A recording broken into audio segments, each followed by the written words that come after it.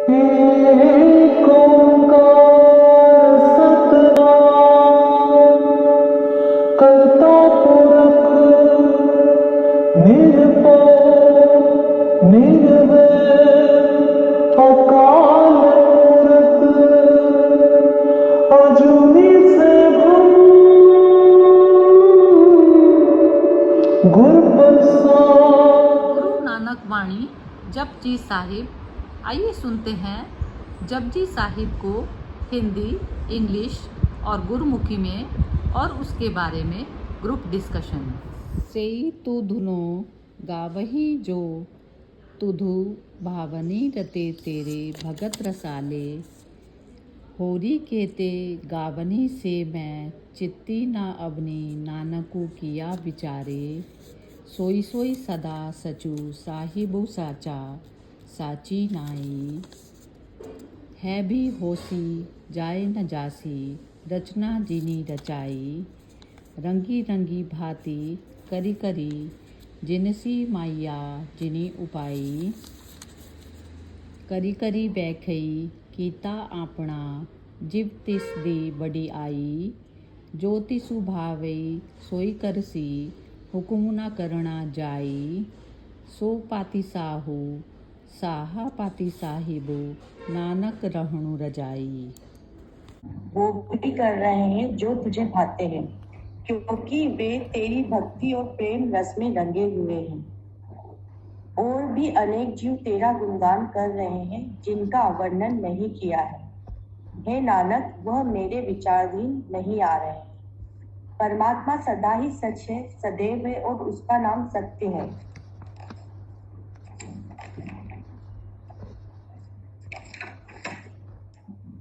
परमात्मा सदैव स्थिर है, जिसने समस्त सृष्टि को रचा है। इस सृष्टि में विभिन्न प्रकार के रंग हैं, अनेक जीव हैं जो माया के भ्रम में लीन है।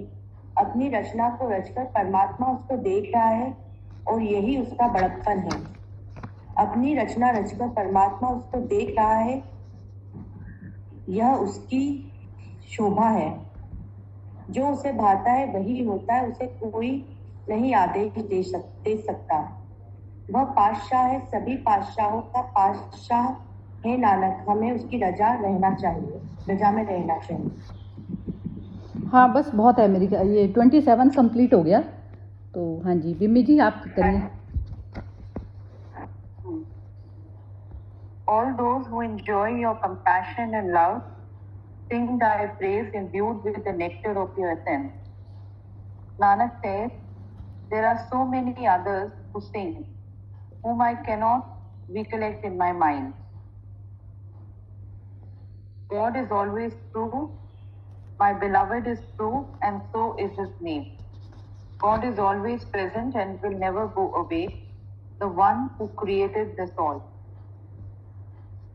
He created the world with its various colors, species of beings, and the variety of illusions. He looks upon his creation and having created admires the same. Whatever pleases the Lord, so will be done. No one can dictate his orders. Nanak says, one should live subject to his will, as he is the only true Lord, King of the King. हाँ ये आज इनको बोलते हैं। नीलम जी आप start कीजिए। आप सबसे लास्ट में बोलती है ना, तो लेकिन आज आपको सबसे पहले बोलना पड़ेगा। हाँ सबसे पहले ही बोलना है।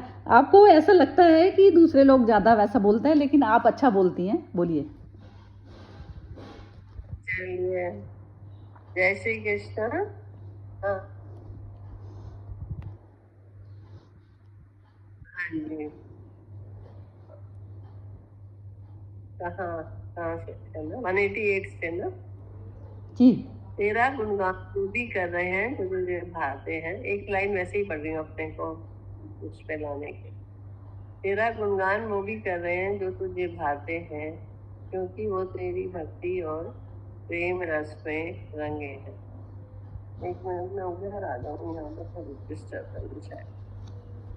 एक इसमें ये कहा गया है कि जो बादशाहों का बादशाह है उसका हुक्म चलता है, हमें उसकी रजा में ही चलना है, उसके हुक्म को उसको कोई हुक्म नहीं दे सकता।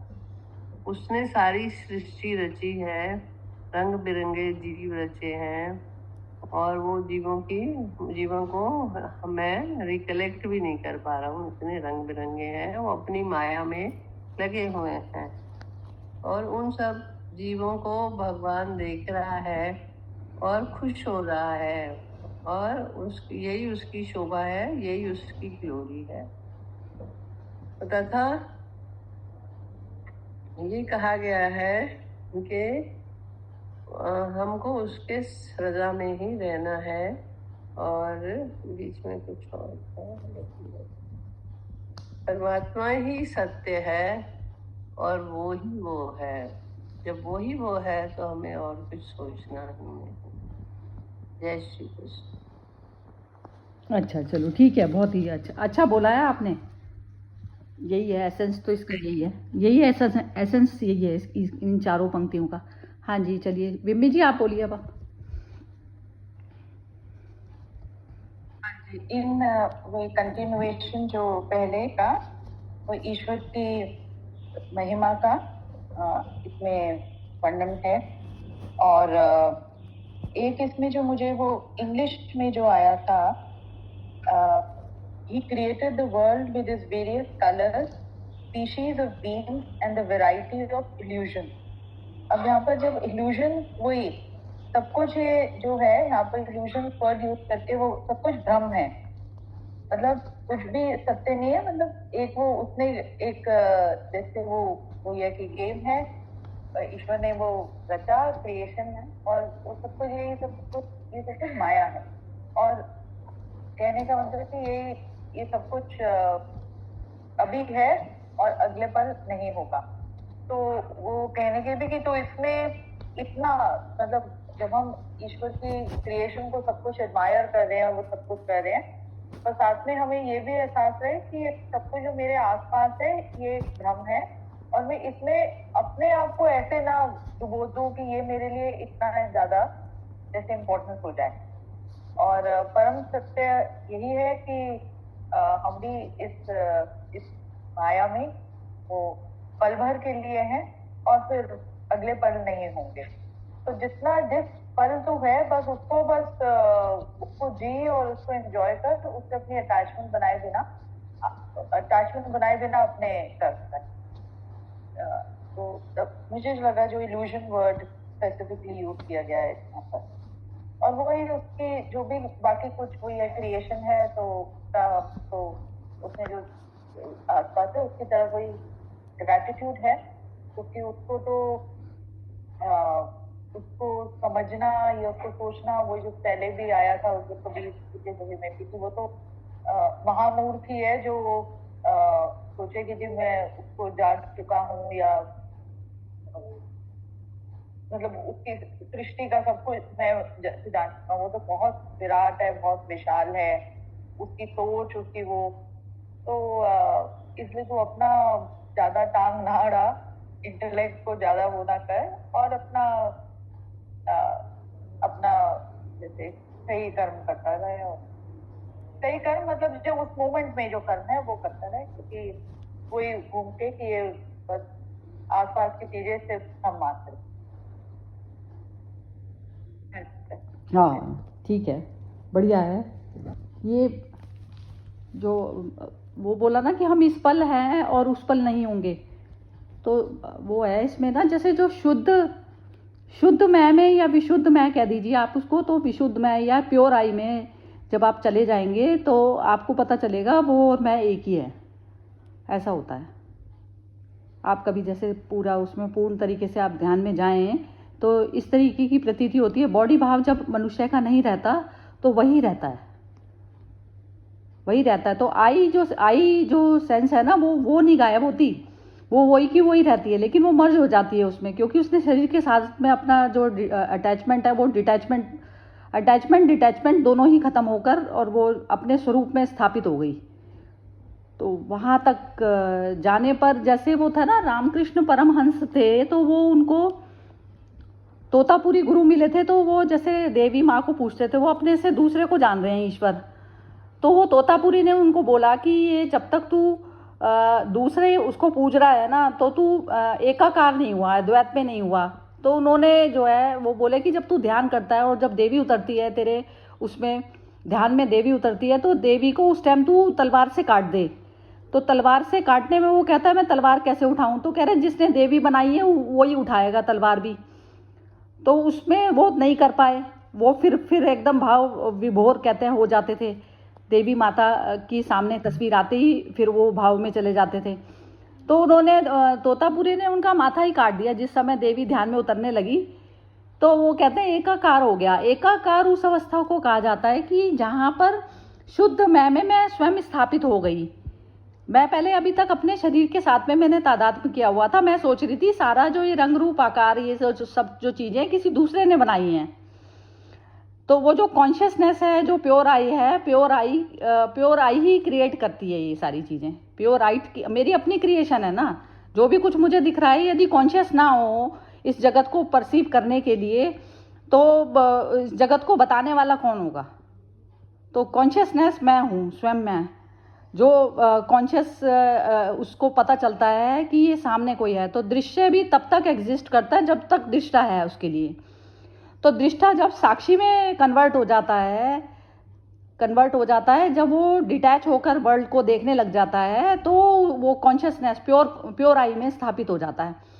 वहाँ तक मनुष्य की वो होती है जाने की समर्थ है। अद्वैत में प्रवेश हो गया उसका। तो अद्वैत के बाद में फिर वो कोई पूजने वाला कोई पूजवाने वाला, दोनों चीज़ें खत्म हो जाती है, मर्ज हो जाता है वो। ये प्योर आई होती है। चलो इनको बोलने देते हैं, फिर उसके बाद में यदि कुछ लगेगा कंफ्यूजन तो फिर बोलती हूँ मैं दोबारा। हाँ जी, अनामिका जी बोलिए।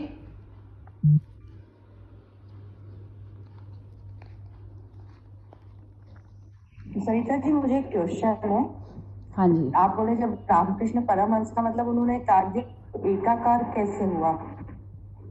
एकाकार वो हो गया ना। शायद मैंने स्टोरी कल ही देखा है। अच्छा, कल ही देखी है। चलो ये तो जैसे एकाकार। मतलब अच्छा, हाँ, बिम्मी जी बोलना चाहते थे कि माता की हाँ, यदि मुझे सही समझ आ रहा है, मतलब मैं इसलिए बोल रही थी कि वही की समझ ठीक है या नहीं, क्योंकि हमने किसी चीज को एक आकार में डाल दिया।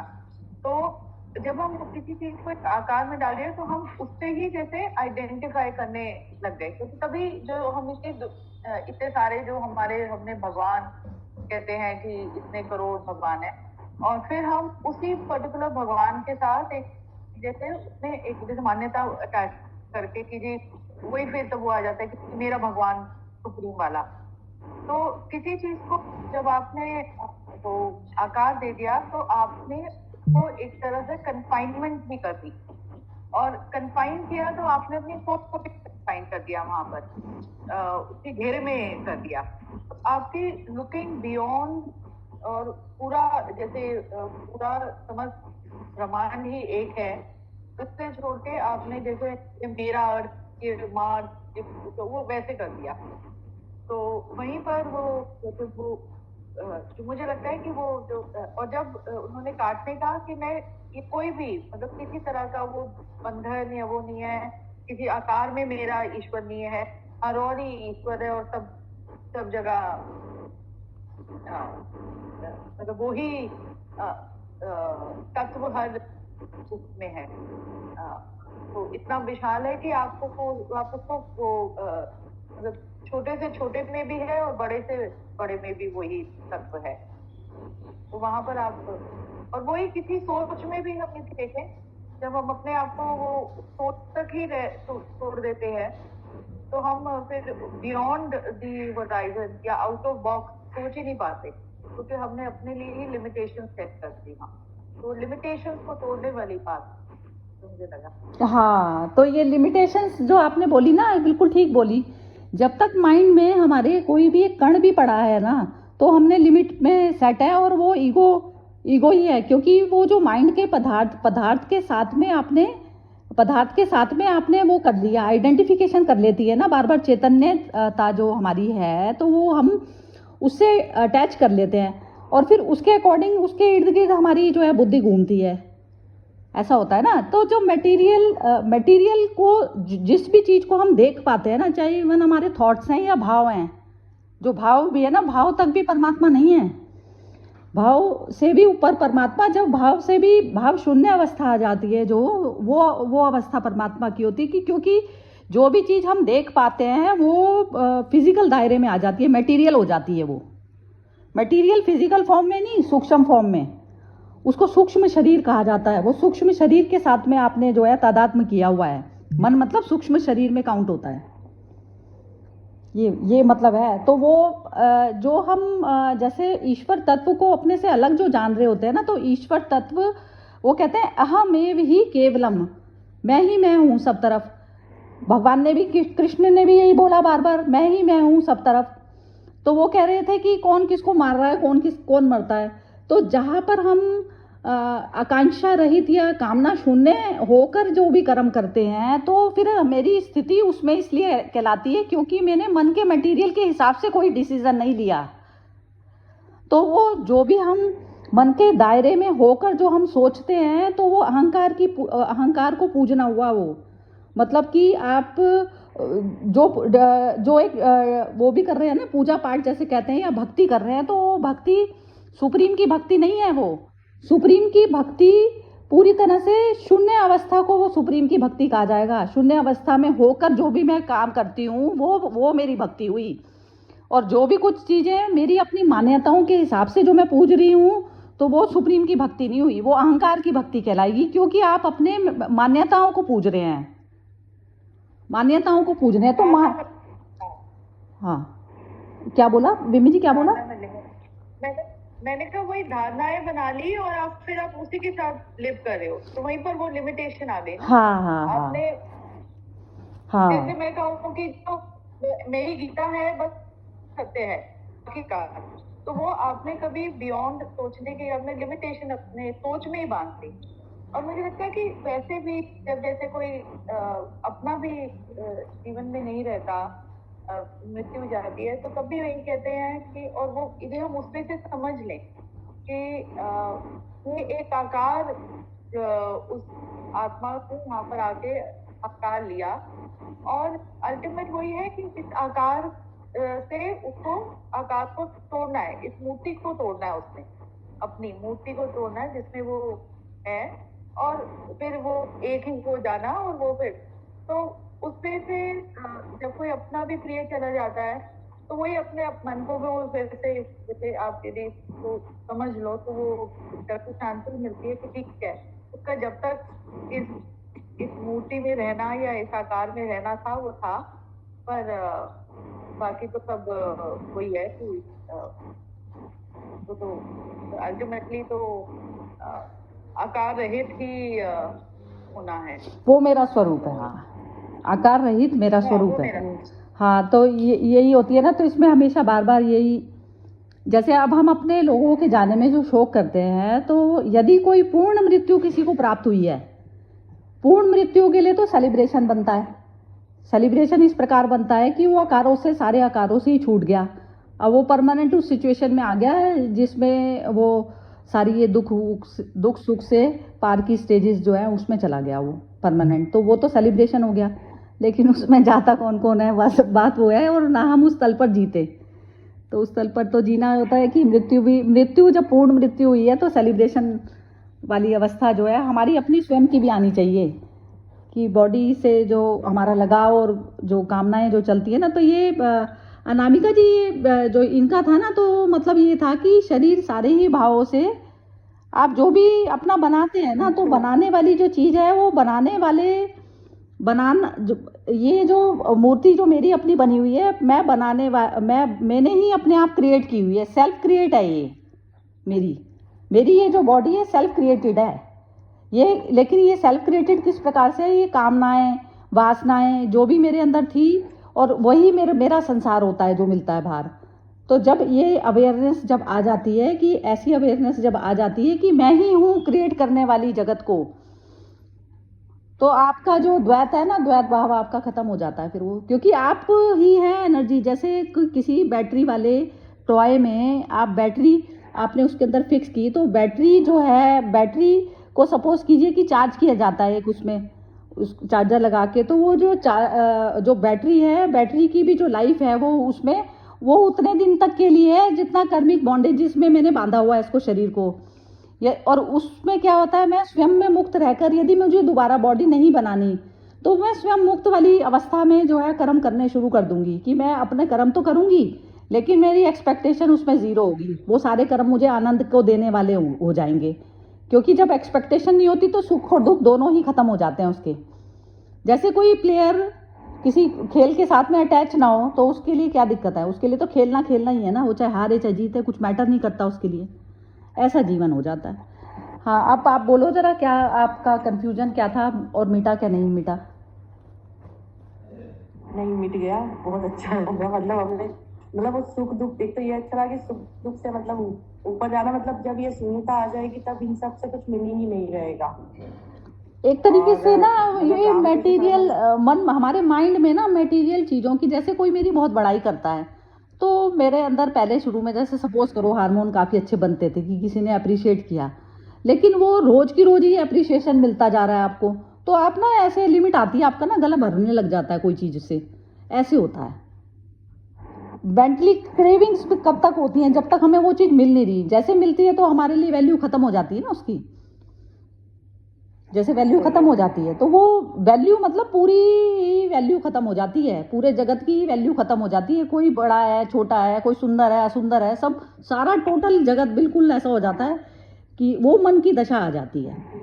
उस दशा में मतलब ये हो जाता है कि तब आपको भान होता है कि ये चीज़ करनी है। लेकिन अब इसमें जैसे सब जुड़े हुए हैं तो मन की अवस्था वो नहीं भी आई है, लेकिन यदि ये बीज पड़े रह गए और कभी मन की दशा इसके साथ में मैच करी तो आपको खुद एनलाइटनमेंट का जो फीलिंग आ जाती है ना एकदम फौरन। ये जो सारे श्लोक्स है ना, तो सारे श्लोक एकदम फौरन इनके अनलॉक हो जाएंगे ये आपके माइंड में, क्योंकि आपकी दशा, आपने वो था ना जैसे 100 डिग्री पे पानी बॉईल हुआ और उसी दिन ही आपको सारे श्लोक जो है आप खुद मीनिंग करने लग गए उसके अपने आप।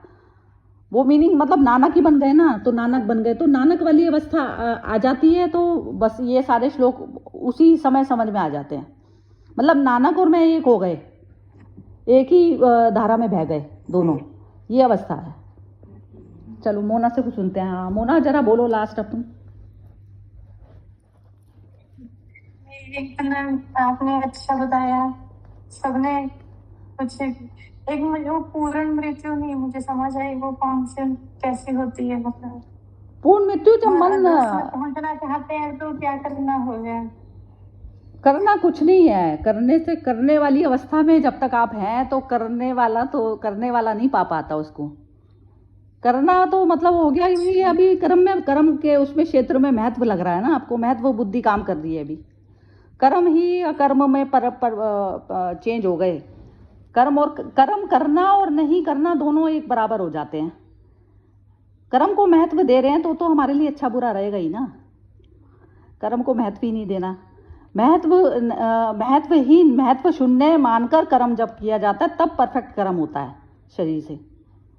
मैंने इसलिए नहीं किया किसी की सेवा कि मुझे कुछ उसमें नंबर मिलेंगे, मैंने इसलिए किया क्योंकि मेरा आनंद है करना। मेरी बॉडी में वो जो है, मेरी बॉडी खाली नहीं बैठ सकती, इसलिए मेरा जो है वो कर्म हुआ, बस ये चीज़ है। और फिजिकल जैसे ऑटोमेटिकली बस आप चलते फिरते आपसे हेल्प हो जा रही है और आपको पता भी नहीं चल रहा कि आप कुछ कर रहे हैं, ये फीलिंग आ जाती है। कुछ कर रहे हैं ये फीलिंग भी नहीं आती है कि कुछ करने वाला भाव भी खत्म हो जाता है, चलते फिरते बस हो रहा है। तो वो उसमें क्या होता है, जैसे ये अर्जुन वाली प्रवृत्ति होती है, उसमें दैविक प्रवृत्ति वाले गुण होते हैं। वो दैविक प्रवृत्ति इस तरीके से होती है क्योंकि वो अपना शरीर तो कुछ गिन ही नहीं रही किसी भी उसमें गिनती में, और वो जो सामने जो भी कुछ दिख रहा है उसके ऑटोमेटिक उसका शरीर जो है उस तरीके से कर रहा है काम, ऑटोमेटिक कर रहा है काम। लेकिन एक स्टेज जो बुद्ध पुरुषों की होती है ना, बुद्ध पुरुषों की स्टेज ऐसी होती है, कुछ नहीं भी हुआ या नहीं दिखाई दिया तो उस चीज़ के लिए रिपेंट भी नहीं करते। वो इस तरीके से करते हैं ना जैसे टोटल वो है कर्म का, आपके सामने वही व्यक्ति पड़ेगा हेल्प के लिए भी जिसका आपका बैगेज होगा, अदरवाइज कोई भी व्यक्ति आपके सामने से गुजरेगा भी नहीं। ये नियति होती है हमारी। तो जो सामने जो गुजरा है उसको आपने जानबूझ के अनदेखा कर दिया, वैसा किया तो मन में आपको भाव फौरन पता चल जाते हैं कि आपने जान के इग्नोर किया है, इसको इग्नोर किया, ये चीज़ पता चलती है ना। तो जहाँ पर भी आपने इग्नोर किया है, या तो आप ना वो रह जाएं, आप क्या कहते हैं उसको, इनडिफरेंट रह जाएं तो ठीक है। लेकिन जहाँ पर आपने इंटेंशनली इग्नोर करा है, तो वहाँ पर आपका इग्नोर करना एक कर्म बन गया, कर्म बन गया, सहज नहीं रहे आप। आपका जो मतलब माथे पे जो लाइंस थी वो बन गई है उसमें, तो इस तरीके से वो कर्म बनता है। तो वो जो जब तक आपको किसी से अटैचमेंट और डिटैचमेंट है, तो आपकी अमनीय वाली अवस्था नहीं आई, तो वो उस पर मन पूरा नहीं हुआ। मतलब आपके लिए कोई तो शत्रु था और कोई मित्र था, कुछ कुछ लोगों को आपने अच्छे की कैटेगरी में डाला हुआ था, कुछ तो वो सारी कैटेगरी सागर की तरह से हो जाती हैं, कुछ नदी अपनी अकेली अकेली नहीं रह गई हैं। तो वो अवस्था जो आएगी ना, तो वो आती है पूर्ण मन की अवस्था, कि बाहर भी पूर्ण अंदर भी पूर्ण। तो जब आप स्वयं पूर्ण हो गए, तो आपके साथ में कोई अटैच हो रहा है नहीं हो रहा, तो ना तो आपकी शाइन पे कोई फर्क पड़ रहा। जैसे कोई एक गरीब आदमी, कोई बहुत रिच, उसके साथ, जैसे अंबानी के साथ में सपोज कीजिए कि एक वो चल रहा है, रिक्शा वाला चल रहा है उसके साथ में, तो उसको लगेगा कि मेरी प्रेस्टीज पे, मेरी शाइन पे कुछ फर्क पड़ रहा है। लेकिन सूर्य की शाइन पे कोई फर्क पड़ता है? चारों तरफ में उसके सारा टोटल ब्रह्मा तारा मंडल जो घूमते हैं उसके, तो वो तो कहता है मेरी चमक में कोई कमी नहीं हुई। वो चीज़ है ना, तो सूर्य की तरह से होना है। आया समझ में मोना? जरा सा बोलो, फिर पता चलेगा क्या समझी। हाँ जी, समझ में आया कि हमें मतलब वो इसमें मेन वो आता है कि मैंपन खत्म करना है। मैंपन मतलब खत्म हो जाएगा, अभी परमात्मा करवा रहा है, तो वो हो रहा है, मतलब मेरे जरिए हो रहा है। उसमें कर्म चाहे मतलब जो भी कर्म हो रहा है वो मैं नहीं कर रहा, मतलब भगवान मेरे से करवा रहा है, तो वो हो रहा है मेरे से वो कर्म। और वो जो सामने जो है कोई आया, मतलब वो पुराने प्रारब्ध के कारण कोई सामने आया है, तो वो उसमें मतलब हमें नॉर्मल रहना है। अगर हम इग्नोर करेंगे तो भी कर्म बनेगा, अगर अटैच होंगे तो भी कर्म बनेगा, हमें नॉर्मल रहना है। मुझे ये समझ में आया। हाँ, तो बिल्कुल ठीक, एग्जैक्ट, बिल्कुल बढ़िया समझ में आया है। चलिए ठीक है, फिर शुरू एक बार जरा नीलम जी से और इससे बिम्मी जी से जरा राय लेते हैं। हाँ जी, बोलिए नीलम जी, आप बोलिए पहले, फिर उसके बाद बिम्मी जी कंक्लूड कर देंगी।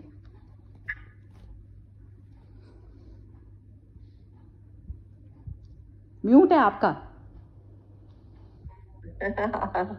म्यूट इसलिए करती हूँ, घर में बहुत एक्टिविटी हो रही होती है इस टाइम, इनको म्यूट पे रखती हूँ। जी, जय श्री कृष्ण। मैं ना बस आदत सी पड़ जाती है ये बहना, ये कुछ करना नहीं होता। अब जब मेरे को तो मैं अपना एक्सपीरियंस ये है कि धीरे धीरे भगवत गीता करते करते करते करते मुझे पता नहीं लगा कि कब मैं साधन बनती जा रही हूँ दूसरों की खुशी का, दूसरों को परेशानी से निकालने का। और मुझे करके मैं भूल जाती हूँ, सच में मैं भूल जाती हूँ, मुझे ध्यान ही नहीं होता।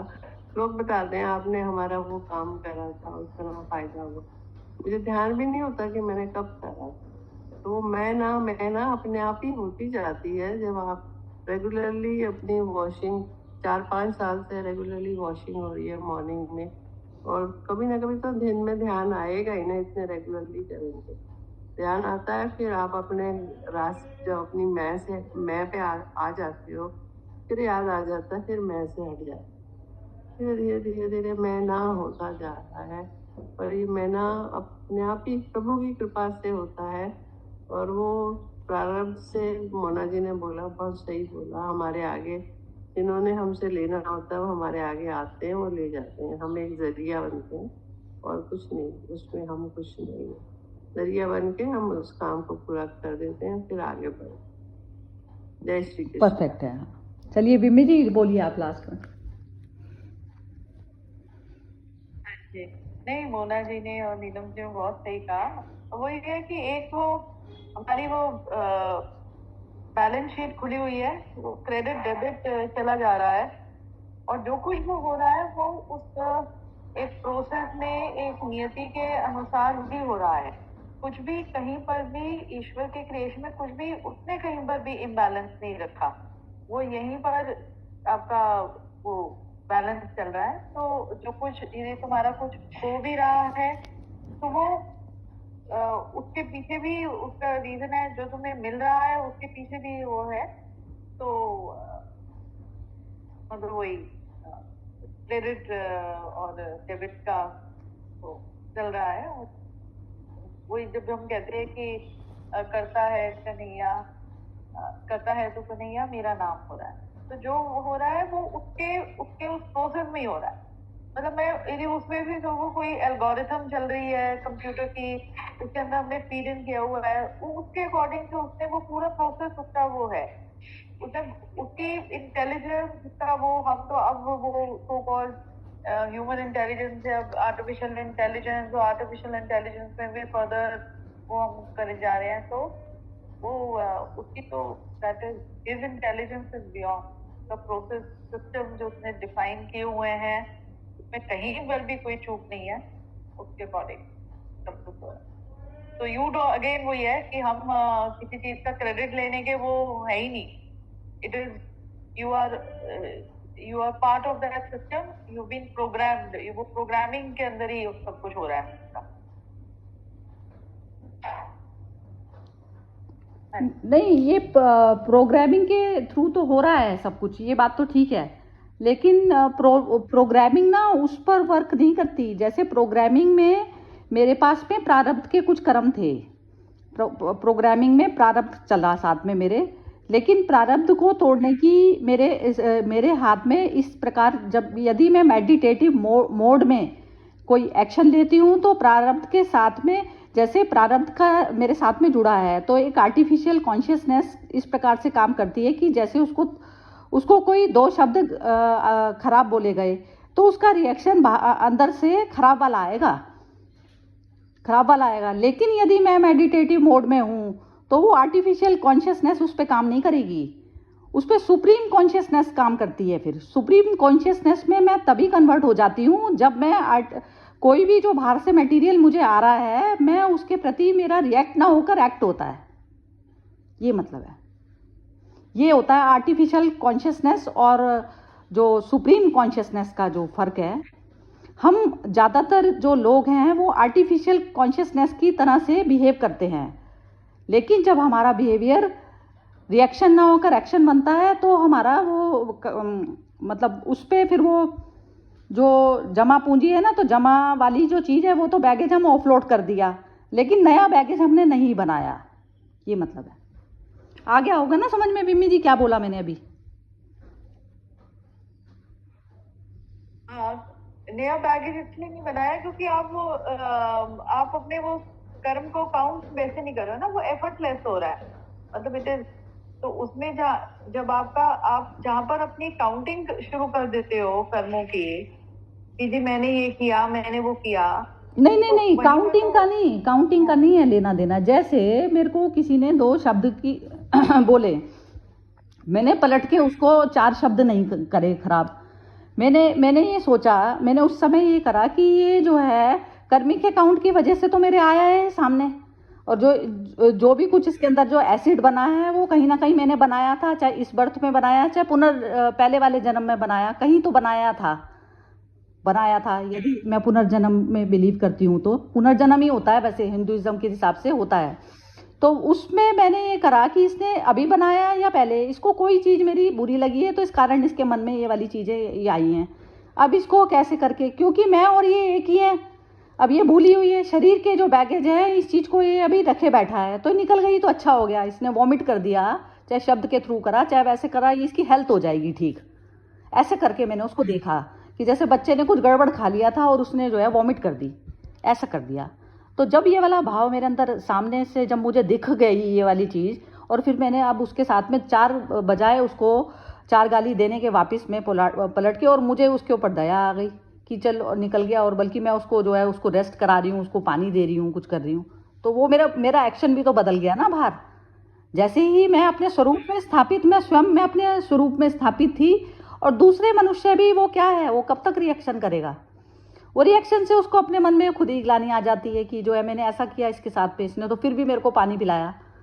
अब उसने, देवदत्त ने बुद्ध को मारने की कोशिश की, पूरे माउंटेन उसके ऊपर गिराने की कोशिश करी, उसी माउंटेन में वो खुद जो है मर गया। उसकी बैंडेज जो है उसने बुद्ध ने ही की, तो उसके मन में लास्ट में जाते हुए में उसने क्षमा याचना मांगी उनसे, बुद्ध से। और वही चीज़ जो है, एक नॉर्मल संसारिक जीव जो है वो रिएक्शन से बंधा होता है। ये होता है, हमारे अंदर आ नहीं पाती करुणा, उतनी आ नहीं पाती इस अवस्था पर। अब समझ में आई, मतलब बात वो नहीं है कर्म और करने की। कॉन्शियस कर्म जो मैं करती हूँ, तो वो कर्म जो है वो मेरे को, मेडिटेटिव कर्म जो होता है वो मेरा, वो मुझे मुक्त करता है। मुझे स्वयं को भी मुक्त करता है, दूसरे को भी मुक्त कर दिया, क्योंकि मैंने बैगेज पहले उसके साथ में मैंने अब दोबारा उसका वैसा वाला बंधन नहीं बांधा। अब हमारे क्या होता है, हमारे रेपिटेटिवली कर्म होते हैं। अब समझ में आई ये वाली बात? अब बताओ जरा सा, क्या क्या समझ में आई इसमें? हाँ, वही जो मेरे साथ कुछ घट रहा है उस समय, तो उसका वो ये नहीं कि उसी समय वो वैसे बना है। उसके पीछे there is a history which is मेरे इस जन्म की भी और पिछले जन्म की भी। तो तभी वहां पर कि उसको वही फ्लो में उसको रहने दो, instead of again poking your nose. मतलब वही है कि जैसे आपने कहा कि किसी ने मुझे 2 शब्द अपशब्द कहे, तो मैं फटाफट उसको वो, तो उसके पीछे भी उसका वो है, जहां पर हम वो समझने लगे कि ओके दिस इज, तो वो मन शांति होगा ना आपका। हाँ कि आपने वो बिल्ड ऑन नहीं किया ना उसके ऊपर। हाँ एक हाँ आपने और सेम किसी ने आपकी तारीफ कर दी, तो आप फिर उसमें फिर वही अहंकार कि आपने उसके ऊपर और बिल्ड ऑन कर दिया। ठीक है कि अच्छा वो मैंने, ठीक है अच्छा किया होगा, ओके ठीक है। मतलब वही मुझे लगता है कि हर चीज में दैट एक्सेप्टेंस, बुरा हो रहा है तो उसको भी एक्सेप्ट कर दिया, अच्छा हो रहा है तो एक्सेप्ट कर दिया, विदाउट योर एक और परत चढ़ाने की अच्छाई या बुराई की, और फ्लो में चले गए तो वही खाली होते गए। हाँ, मैं अपने स्वरूप में रही, मैं अपने स्वरूप में रही, कॉन्शियसनेस वाले लेवल पर रही। मैं उससे प्रकृति के क्षेत्र में नहीं उतरी। प्रकृति में चलती है ईर्ष्या, द्वेष, राग। वो जैसे कहते हैं एक बोतल का भी ढक्कन यदि उसमें 10 दिन उसमें एक उसमें जाम रहेगा तो वो उसमें भी जंग लगने लग जाता है। तो ऐसा है प्रकृति का नेचर, तो अटैच होने लग जाते हैं हम। क्रेडिट डेबिट को वही वो ना, वो जीरो ही रखना है हमें। मतलब वो, और जहां पर वो बढ़ा तो फिर वो एक और साइकिल शुरू हो गई आपकी। तो वो हर स्थिति में आपको वो जीरो पर ही रखना है। हाँ, अब जैसे मेरे मन में ही आ गए किसी को भाव देखकर, तो कभी तो मन शांत रहता है किसी को देखकर, और कई बार किसी को देखकर, अभी मैं संसारिक उसमें हूँ तो मेरे मन में भाव गड़बड़ आ रहे हैं किसी के लिए, तो फिर ये चीज़ में अपने मन का भी मंथन ऐसे ही करना है कि ये जो भाव आ रहे हैं पूरे प्रारब्धवश जो भी मन की कंडीशनिंग थी वो मैं साथ में लेके आई हूँ। तो अब ये कंडीशनिंग मेरी आई हुई है, लेकिन अब मैं स्वरूप में मैं स्थापित होना चाहती हूँ, क्योंकि सामने वाला भी सारा ही खेल उसी का ही है, एक का ही खेल चलता है। तो एक में मर्ज होने के लिए मुझे ये भाव अपने छोड़ने पड़ेंगे। तो ऐसे अपने मन को क्लीन करा जाता है। वो खाली, मुझे, हाँ क्या कह रहे हो? हाँ जी, नहीं मुझे बहुत याद आ रहा है कि जैसे वो जब हमारे वो क्या कहते हैं, कार्डियोग्राफ कहते हैं ना, कि जिसमें जब वो पल्सेटिंग ऊपर नीचे, और जब ईश्वर तो जब इंसान मर जाता है